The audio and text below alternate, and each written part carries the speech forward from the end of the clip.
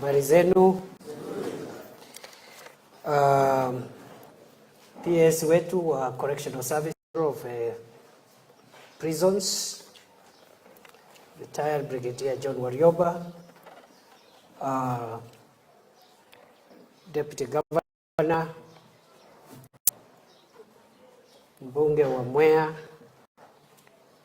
MCS, my colleagues, other colleagues from the ministry, the Secretary for Probation and After Care Services, senior officers from the Kenya prisons, na wenzetu ambao ni inmates wa jela hili la Mwea. Naomba niwasalimie tena mjamboni.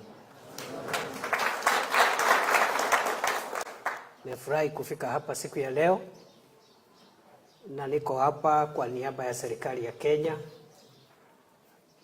na naleta salamu za sisi zote ambao tuko kule nje, ikiwemo salamu za Rais wa Jamhuri ya Kenya Mheshimiwa William Ruto. Mmepokea?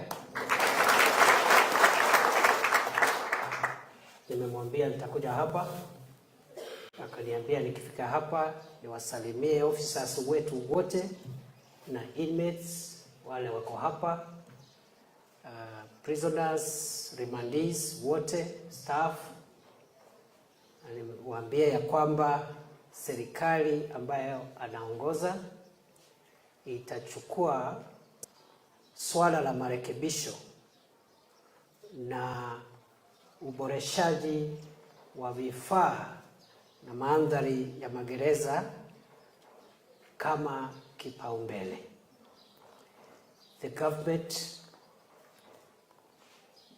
will take up the reforms that we so desperately require in our prisons and correctional services, correctional facilities, because for a long time kumekuwa na uzoroteshaji ama uzoroteaji wa maneno ya vifaa vyenu na hali yenu ya makazi. Kama mnavyojua, wakati Mheshimiwa Rais alichaguliwa, alikula kiapo tarehe 13 mwezi wa Septemba mwaka uliopita, na wakati alikuwa akiomba kura hata hapa Kirinyaga, alisema akichaguliwa kama rais ataanzisha marekebisho ya uboreshaji wa idara ya usalama wa ndani, ikiwemo idara ya polisi